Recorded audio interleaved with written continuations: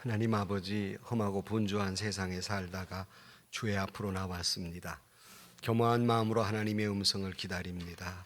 주의 성령께서 임하셔서 주님 말씀하여 주옵소서. 주의 말씀을 듣는 귀한 시간 되게 하여 주옵소서. 예수님의 이름으로 기도하옵나이다. 아멘. 할렐루야. 오늘 아침도 주의 은혜가 우리 가운데 충만하시기를 주의 이름으로 축복합니다. 부흥이라고 하는 말, 세상에서는 잘 쓰지 않는 말입니다. 일반적으로 세상에서는 부흥이라는 말보다는 개혁이니 혁명이니 또는 재건이니 이런 말을 많이 쓰지 부흥이라는 말을 잘 쓰지 않습니다. 성경에도 부흥이라는 말은 하박국 선지자가 수일 내에 부흥케 하소서라는 말을 쓰고 있습니다. 이때 쓰는 부흥이라는 말, 크게 번창하게 하옵소서, 신앙적으로는 은혜가 넘치게 하옵소서, 주의 영이 내게 임하옵소서, 회복시켜 주옵소서, 이런 뜻을 가지고 있는 것이 바로 부흥입니다.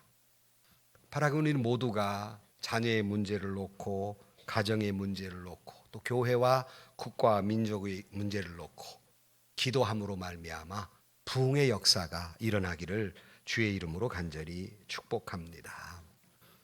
오늘 본문은 사도 바울이 크게 부흥회를 여는 장면입니다. 부흥회라고 말은 붙이지 않았지만 요즘 부쩍 바울에 대한 관심, 바울의 신학, 바울의 그 신앙에 대해서 관심을 참 많이 갖고 있습니다.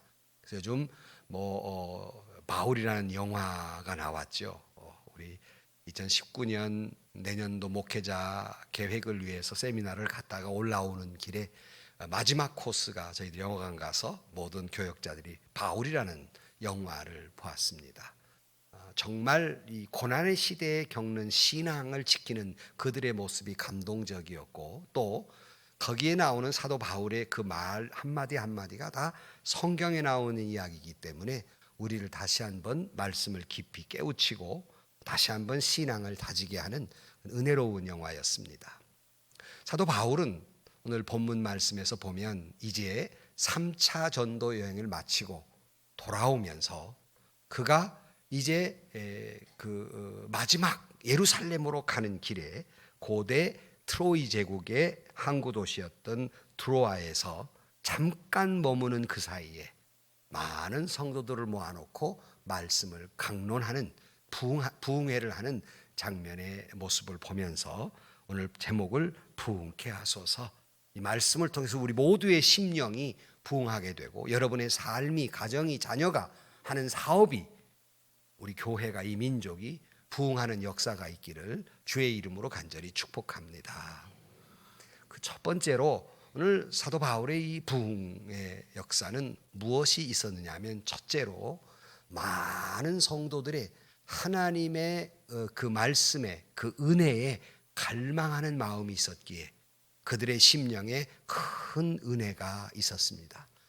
바라기는 우리 모두도 주의 말씀에 갈망이 있는 마음이 있기를 주의 이름으로 축복합니다.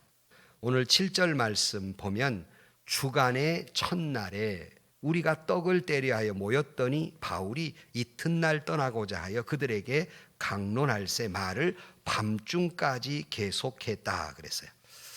사도 바울이 이제 마지막 이 예루살렘에 가는 길에 거기에 만찬을 베풀었다 그랬습니다. 마치 예수님께서 십자가에 달려 돌아가시기 전에 제자들과 함께 최후의 만찬을 하듯이 사도 바울도 이것이 마지막 길이었기 때문에 많은 제자들과 함께 서로 만찬을 베풀면서 코이노니아, 교제를 나누게 됩니다. 이건 마치 사도 바울의 성별회, 예수님의 성별회처럼 성별회가 있었고 예수님께서는 마가의 다락방에서 제자들에게 강론한 것처럼 사도 바울도 이제 마지막 여기 모인 사람들에게 말씀을 전하고 있는데 그 내용을 가만히 보면 그 모인 사람들의 마음속에 얼마나 말씀의 갈망이 있는지 여기 보면 주간의 첫날에 그랬어요. 이때 주간의 첫날이란 오늘로 말하면 주일날입니다. 그러니까 많은 제자들이 주일날 많이 모였습니다. 그리고 그들이 사도 바울이 다음 날 떠나야 되기 때문에 이제 오늘 말씀을 전하는데 밤중까지 계속했다. 뭐 간단히 말을 끝낸 게 아니에요. 그들이 모여서 아침부터 밤중까지 말씀을 전했다 하는 것입니다. 밤중뿐만 아니에요. 날이 새도록입니다. 11절 말씀에 보면 올라가 떡을 떼니 먹고 오랫동안 곧 날이 새기까지 이야기하고 떠났더라. 그간 밤새워서 말씀을 강론할 때 얘들이 다 말씀을 얼마나 많이 들었는지 철야에 가면서 은혜를 받았습니다. 요즘 우리에게 이런 말씀에 대한 갈망이 있는지, 말씀에 대한 그 갈급함이 있는지, 성경은 시편 107편 9절 말씀에 여호와는 목마른 자를 만족해 하시고 배고픈 자들을 좋은 것들로 채워주신다. 목마른 자에게 은혜를 주시고 배고픈 자에게 은혜를 주시지, 그렇게 갈망이 없는 자에게는 은혜를 베풀지 않습니다. 말로만 목마른 사슴이 시냇물을 갈급함 가치가 아니라 진정으로 말씀에 대한 갈망이 있는지, 말씀에 대한 갈급함이 있는지. 요즘 세대 사람들은 이 말씀에 대한 갈급함이 없어요. 그래 뭐 교회에 오래 다니시면 옛날 30년 전 40년 전 그 말씀에 대한 갈망이 있을 때 이렇게 부흥회라도 할라치면 네 교회 내 교회 할 것 없이 구름대처럼 몰려들어서 앉을 자리가 없었습니다. 그러니까 강단까지 올라와 가지고 말씀을 듣는 시대가 있었어요. 여러분, 말씀이 부흥이 있을 때 교회에 부흥이 있었습니다. 한국 교회 요즘 교회 부흥하지 못하는 건 말씀에 대한 갈망을 잃어버렸기 때문이에요. 40년 전 저도 시골 목회 한 2년간 할 때 정말 그때는 목사님이 잘 없었어요. 시골교회 거의 전도사님들이 목회를 할 때 아무개 목사님이 어느 교회에 와서 부흥회 한단다 그러면 10리길 20리길을 마다하지 않고 쫓아가서 밤늦게까지 얼마나 설교도 길게 하시는지 한 주간 내내 하셨습니다. 거기 가서 말씀을 들었어요. 제가 말씀드렸잖아요. 저도 거기서 목회를 하는데 우리 교인들 목사님 말씀을 들려야 되겠다 싶어서 10리길을 마다하지 않고, 뭐 운송수단이 없으니까 있는 게 경운기잖아요. 경운기 2대 3대를 내가지고 교인들 경운기에 타고 그 먼 길 가서 은혜를 받았어요. 나는 그때 창자가 쏟아지는 줄 알았어요. 이 비포장도로에 한번 경운기 타보세요. 내 말이 무슨 말인지 실감하게 돼요. 그래도 말씀을 듣겠다고 저녁마다 가서 은혜를 받았고, 또 가운데 쏙 백해 앉으면요 오줌깨가 터져도 못 나가요. 사람이 많아가지고.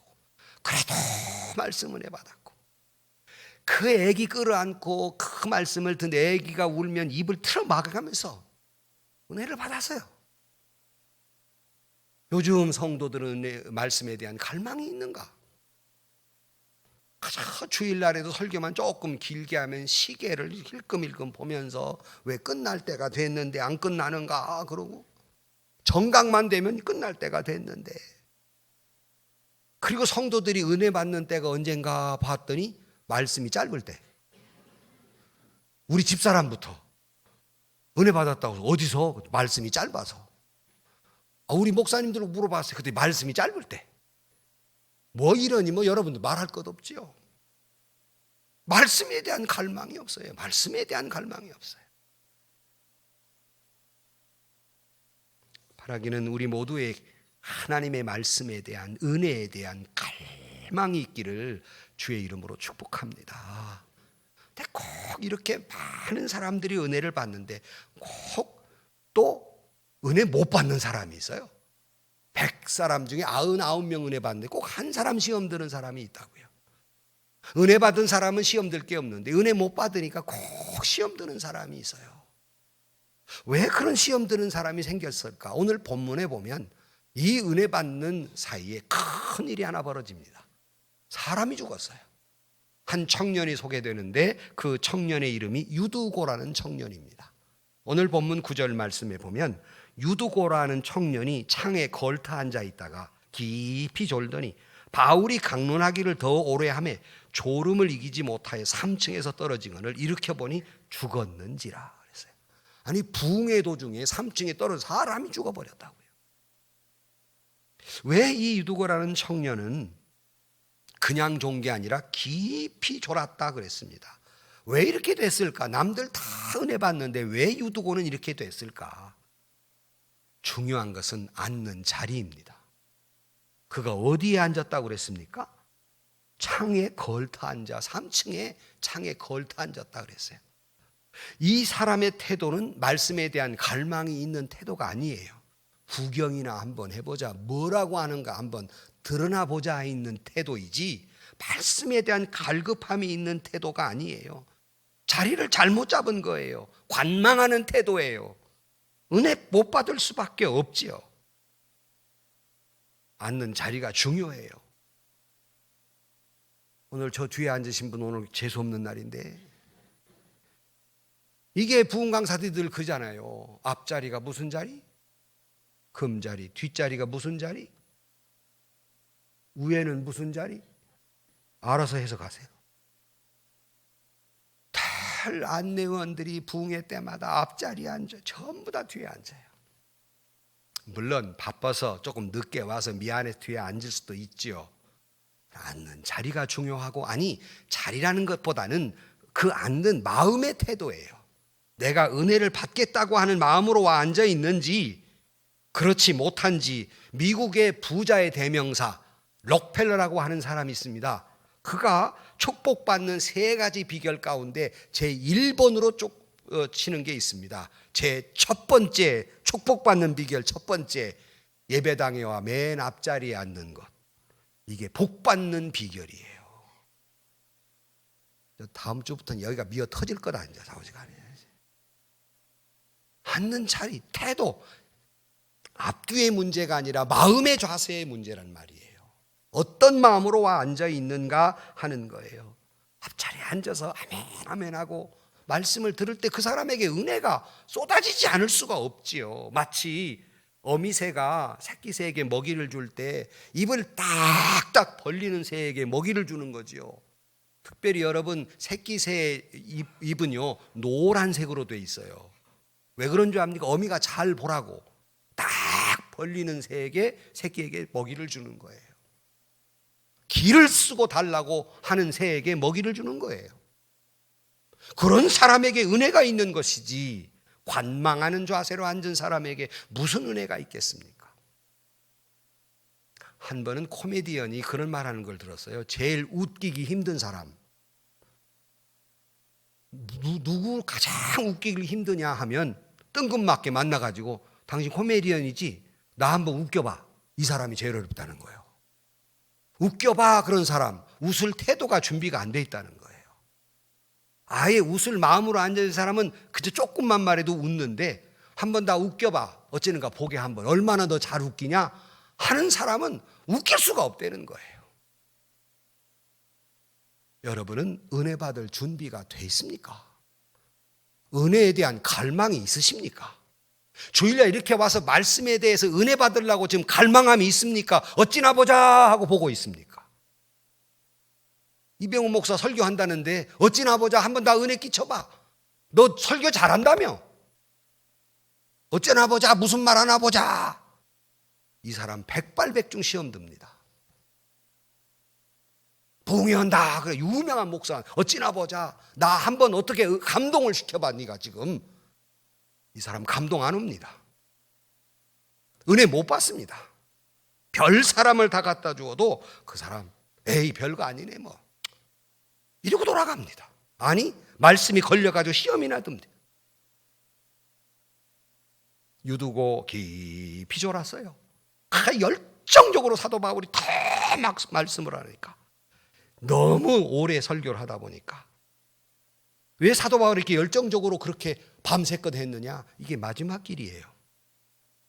이제 내가 이 사람들을 마지막 본다 그런 마음입니다. 그러니까 유언 같은 고별 설교란 말이에요. 뒤에도 또 고별 설교를 하고 있지만 고별 설교란 말이에요. 만나는 사람들마다 이제 사도 바울은 고별 설교를 하는 거예요. 그가 얼마나 마음에 간절함이 있었겠어요. 말씀을 열정적으로 하는 것이죠. 물론 사람이 많았고 등불도 켰고 뭐 당시에 지금 이 전기불에 호랑 불으니까 얼마나 산소를 많이 뺏어갔겠어요. 그러니까 졸리우는 것 자연선상일 수도 있지만 말씀을 길게 하다 보니까 졸린단 말이에요. 사도 바울이 이 간절한 마음, 저도 요즘 주일날마다 말씀을 드리면서 성경 본문을 잡으면서 이제 이 본문은 예은교회 마지막 설교다. 다시는 이 본문을 가지고 설교하지 않을 거다. 말씀이 많으니까. 여러분에게 이 본문을 가지고 두 번 다시 설교를 하지 않을 겁니다. 얼마나 사도 바울의 마음속에 간절함이 있었겠어요. 그러나 그 속에 졸고 있습니다. 남들 다 은혜발 졸고 있어요. 죽었습니다. 뭐 우리 교회에서 그런 일은 없겠지만 그런 태도면 영적으로 죽습니다. 영적으로 추락합니다. 시험 듭니다. 은혜 못 받습니다. 바라기는 저나 여러분 마음속에 큰 마음으로 하나님의 은혜에 대한 갈망함이 정말 말씀대로 목마른 사슴이 시냇물을 갈급함 같이 은혜에 대한 갈망이 있기를 주의 이름으로 간절히 축복합니다. 그런 자에게 하나님의 은혜가 부어 넘치도록 허락해 주실 줄로 믿습니다. 두 번째 오늘 본문에 있는 사도 바울의 부흥회는 무엇이 충만했냐면 말씀에 대한 갈망이 있고 거기에는 하나님의 말씀이 주의 음성이 있습니다. 이번 부흥의 제목이 뭐예요? 시작. 하나님께서 말씀하신다. 얼마나 제목도 은혜로운지 몰라요. 하나님께서 말씀하신다. 사도 바울의 부흥회는 하나님의 말씀이 있는 부흥회였어요. 어느 부흥회가 말씀이 없는 부흥회일까? 말씀은 다 있지요. 그러나 부흥회는 코미디언을 초청해서 웃는 게 아닙니다. 웃고 떠들다 보니 시간 다 지났어요. 그러다 보니 역사하는 힘도 변화하는 일도 성숙함도 없어요. 웃다 보니 끝났어요. 재미있는 이야기만 남아있어요. 말씀은 간 곳 없어요. 말씀은 분명히 증명했는데 기억나는 말씀이 없어요. 영국의 훌륭한 목회자였던 로이 존스 목사님이 이렇게 말합니다. 교회사에 있어서 쇠퇴기는 언제나 말씀의 선포가 약화되었던 시기였다. 교회사를 보면 말씀에 대해서 말씀이 충만할 때에는 교회가 부흥했지만 이게 약화되면 교회도 쇠락기에 걸었거든요. 우리나라도 그저 말씀에 대한 갈망이 있었을 때는 교회가 부흥했어요. 한국교회 요즘 이렇게 왜 이런 현상이 나느냐? 말씀에 대한 갈망이 없어요. 말씀은 TV나 라디오나 각 예배에 넘쳐나는데 갈망이 없어요. 쇠락기에 접어드는 것이죠. 현대 교회는 이 말에 귀를 기울여야 합니다. 성경에 보면 구약에도 신약에도 이런 부흥회가 있었을 때 언제나 그들은 의뢰껏 딱 하나 있었습니다. 바로 하나님의 말씀에 대한 선포였습니다. 그들의 부흥회는 이처럼 뭘 길게 설명하는 것이 아니라 가장 주된 것은 율법책을 읽는 것이었습니다. 그래서 요시아 왕 때나 히스기야 왕 때 민족의 부흥성에도 말씀을 읽는 것이고 에스라 선지자의 부흥회에도 큰 나무 이 테이블을 만들어 놓고 말씀을 아침부터 저녁까지 하루 6시간 동안 말씀을 계속 읽는 것이었습니다. 하나님의 말씀이 있는 부흥회, 하나님의 말씀이 있는 곳에 성령은 강하게 역사하는 것입니다. 말씀과 함께 있을 때 성령은 역사합니다. 왜냐하면 성경은 하나님의 영으로 쓰여진 책이기 때문에 하나님의 말씀이 있는 곳에 성령이 역사하는 것이에요. 사도행전에도 보면 빌립 집사의 사마리아 성의 부흥회나 스데반 집사의 예루살렘 광장의 부흥회나 베드로 사도 바울의 말씀의 강론은 다 하나님의 말씀, 십자가의 부활, 은혜, 재림에 대한 선포였지 무슨 재미나는 조크가 있는 것도 아니고 코미디언이 있는 것도 아니고 오직 하나님의 말씀만이 있어서 이때 큰 능력과 기적을 동반했습니다. 요즘 왜 부흥성회 때 기적이 나타나지 않고 왜 은혜가 넘치지 못하는가? 재미있게 웃었어요. 조금 감동받아서 눈물도 조금 뭉클했어요. 그 다음에 끝나버렸어요. 말씀은 남지 않아요. 그러니 변화도 없고 은혜도 없고 성숙도 없고 그냥 지나가 버린 거예요. 바라기는 우리 모두가 하나님의 말씀이 내 심령 깊은 곳에 새겨지고 각인되고 남아있을 때 그 말씀이 내 속에서 역사함으로 말미암아 놀라운 일이 벌어지는 것입니다. 물론 성경을 모르는 분이나 믿음이 약한 분이나 그래서 말씀을 길게 듣기가 힘드니까 졸리우니까 아이스 브레이크라고 해서 재미난 얘기 이런 얘기를 해서 끌고 가는 거 이해 못하는 게 아닙니다. 필요하죠. 혹시라도 우리는 그게 주안점이 되어버린 건 아닌가. 말씀은 어디로 가고 웃기는 얘기만 남아있는 거 아닌가. 말씀 어디 잠깐 내가 뭉클해버리고 회개할 줄 모르고 그것만 남아있는 거 아닐까 하는 것이옵시다. 금세계 최고 선교학 교수이자 전도와 제자훈련의 대가인 콜만이라는 분이 이런 글을 썼습니다. 교회는 많으나 영적 영향력이 부족하다. 목회자는 많으나 영혼의 활력을 가지고 있지 못하다. 기도원은 많으나 많은 사람들이 영적으로 고갈되어 있다. 성가대와 성악가는 많으나 감동이 없다. 성경은 많으나 변화가 없다.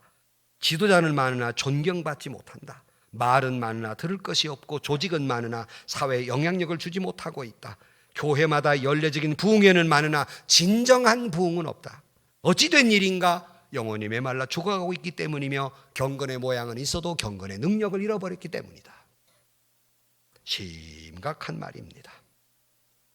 오늘 본문에 들어와야 교인들은 해 뜰 때부터 해 질 때까지, 아니 다음날 아침까지 하나님의 말씀이 있었고 그 말씀을 통해서 놀라운 변화가 일어나고 은혜가 충만하게 됩니다. 베드로는 그의 마지막 편지 베드로후서 3장 18절 말씀에 은혜와 지식에 자라가라 그랬어요. 이 지식이란 세상의 지식을 말하지, 상식을 말하지 않습니다. 은혜란 체험적인 은혜이고 지식이란 말씀을 들은 은혜예요. 말씀에 대한 지식이에요. 거기에서 내 믿음이 자라고 변화가 일어나는 것이에요. 그 사람의 믿음의 수준은 말씀의 수준만큼입니다. 그 사람의 변화의 수준은 말씀을 들은 만큼입니다. 바라기는 저와 여러분 아까 은혜에 대한 갈망 그리고 말씀에 대한 갈망 같은 이야기 같지만 여러분 주의 말씀에 대해서 주일날 올 때마다 하나님이 내게 무슨 말씀을 하는지 하나님이 말씀하신다. 하나님이 내게 이 말씀을 통해 무슨 말씀을 하시려는지 하나님의 말씀이 남는 여러분들이 되시고 이 부흥성에도 하나님의 말씀을 깊이 깊이 듣는 말씀이 풍성한 은혜가 있기를 주의 이름으로 간절히 축복합니다. 세 번째로는 그 말씀의 은혜 가운데에서 위로가 있는 부흥성회가 됩니다. 결국 가서 결론은 위로가 있는 부흥성회다. 자, 이 유두고가 졸다가 사람이 떨어져 죽었으니 이 시험거리가 보통입니까? 교회에서 은혜가 있을 때 떨어져 사람이 죽었어요. 그것도 청년이 죽었습니다. 스펄전 목사님이 웃기는 얘기를 했어요. 여러분들이요, 오늘날 설교 시간에 졸다가 죽으면 살려줄 바울 사도가 없습니다. 말귀를 알아듣는지 몰라요. 여러분 죽으면 저 못해요. 못 살려내요. 저는 바울이 아니기 때문에 졸지 말라는 거예요. 난 참 신기해요. 내가 설교 시작하려면 졸아서 결론으로 팍 눈을 뜨는 거 보면 참 신기해요. 나는 그거 참말로 저 어떻게 그렇게 알람을 잘하는지. 이때 사람이 죽었습니다. 10절 말씀에 보면 바울이 내려가서 그 위에 엎드려 그 몸을 안고 말하되 떠들지 마라. 생명이 그에게 있다 하고 그랬어요. 자, 여러분 유도과가 죽은 초대교회에 큰 위기가 닥친 겁니다. 이 순간에 이때에 그 위에 엎드렸다 그랬습니다. 막 꼭 그 안에 끌어안았겠지요.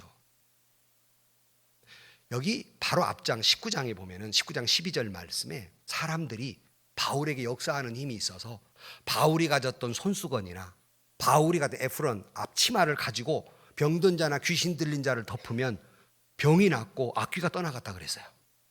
그런데 바울이 몸을 덮어서 그를 끌어안았으니 뭐 역사하는 힘이야 당연했겠죠. 살아나는 건 뭐 당연했겠죠. 그러나 저는 어쩌니 이 말씀을 깊이 묵상하면서 다른 한편 이것을 생각해 보았습니다. 바울이 그냥 예수님 편 일어나라 하든지 하지 않고 왜 그 위에 엎드렸을까? 왜 그에 엎드렸을까? 얼마나 간절했겠어요. 사람이 죽었으니 하나님 끌어안고 그냥 끌어안았겠습니까? 얼마나 하나님 살려달라고 급한 마음으로 그를 끌어안았겠죠. 한편으로는 유두고는 부끄러운 죽음입니다. 남들 은혜 받을 때 졸다가 떨어졌으니 바울이 그 위에 그 몸을 덮친 것은 그 죽음과 그 부끄러움을 가리워주는 모습이었습니다. 저는 이 말씀을 묵상하면서 마치 아담이 범죄했을 때 하나님께서 그의 부끄러움을 가려주시기 위해서 가죽옷을 지어 입혔다 그랬습니다. 부끄러움을 가리워 주었어요. 예수님이 십자가에 달려 물과 피를 쏟으시며 십자가에 달려 돌아가신 것은 저와 여러분의 부끄러운 죄를 가리워 주시기 위해서, 용서해 주시기 위해서 십자가에 달려 물과 피를 쏟으시고, 우리가 하나님 나라에 갔을 때 마귀는 이 사람은 죄인이라고 말할 때 우리 주님은 당신의 피 묻은 세마포로 우리를 가리워 주면서 우리를 용서하시는 역사가 있게 될 줄로 믿습니다. 저는 이 말씀을 그걸 생각을 했어요. 바울이 살려고 했던 간절함도 있겠으나 그의 부끄러움을 가리고 있구나. 그의 부끄러운 죽음을 가려주고 있구나. 여러분, 부흥회를 통해 사람을 죽었으니 시험거리, 이런 시험거리가 없으나 바울의 이와 같은 태도는 곧 은혜와 위로의 역사가 일어나며 많은 사람들에게 간증거리를 남기게 됩니다. 그는 뜨거운 사랑의 가슴으로, 용서와 이해의 가슴으로 유두고를 끌어안았을 때 사람이 살아나는 역사가 있습니다. 그러나 때로는 교회에 이러한 부흥회, 이러한 은혜 받을 때 왜 시험 드는 교회가 생길까? 그것은 말씀을 듣되 갈망함이 없고 듣기 평가를 하고 있어요. 듣기 평가. 아무개 목사 왔다는데 말 잘하는지 한번 들어보자. 사람을 평가하고 있어요.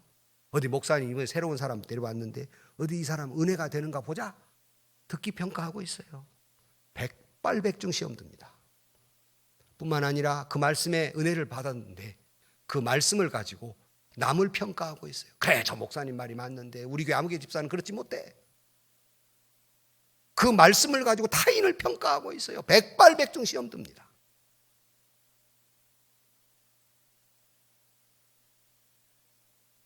진정한 은혜 받은 교회는 어떤 교회일까요?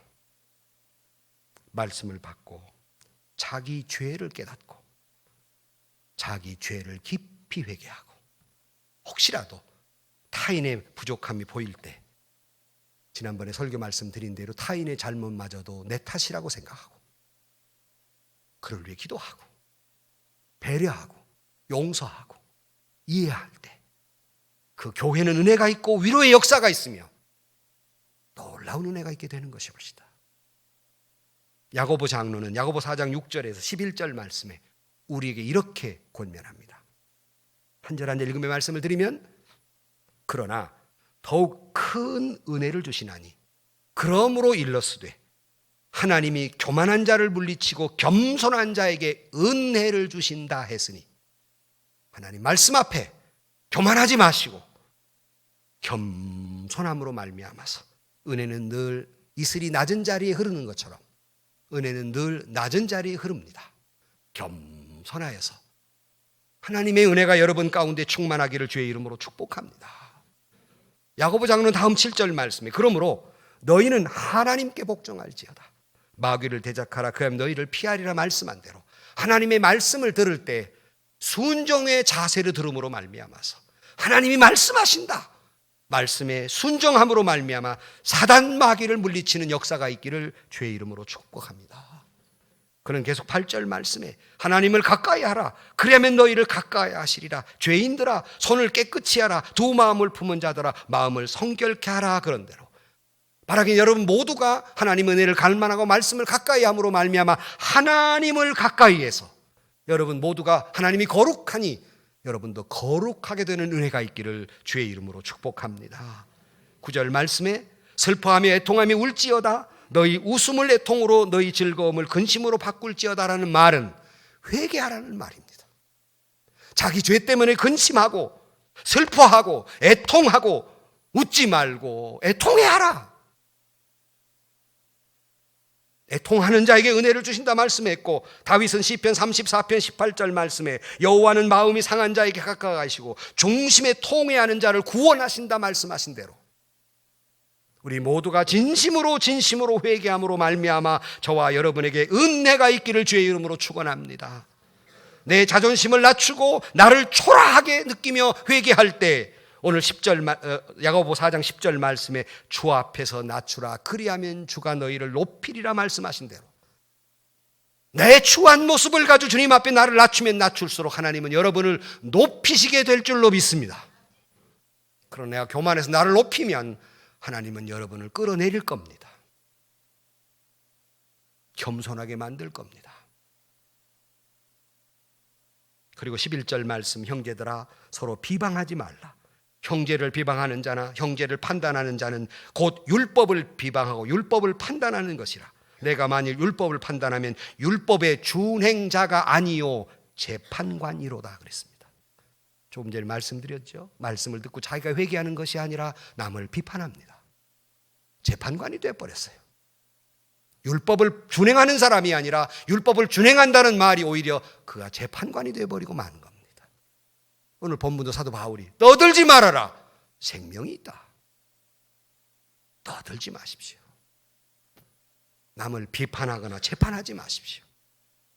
은혜 못 받습니다. 그런 마음으로 무슨 은혜가 있겠습니까? 재판관이 아니라 죄인된 모습으로 회개할 때 은혜가 있지 않겠습니까? 어거스틴은 이렇게 말합니다. 하나님은 눈물의 사람을 버리지 않는다 그랬습니다. 역으로 말씀드릴까요? 눈물의 사람이 아니면 하나님은 버리실지도 몰라요.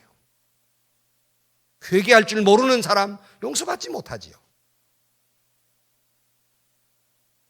바라기는 우리 모두가 기도의 부흥이 일어나고 말씀의 부흥이 일어나고 회개의 부흥이 일어나고 용서의 부흥이 일어나고 이해와 배려의 부흥이 일어나고 서로의 부끄러움을 밝히는 것이 아니라 가리워주는 부흥이 일어나서 우리 교회가 은혜가 넘치는 교회 되기를 주의 이름으로 축원합니다.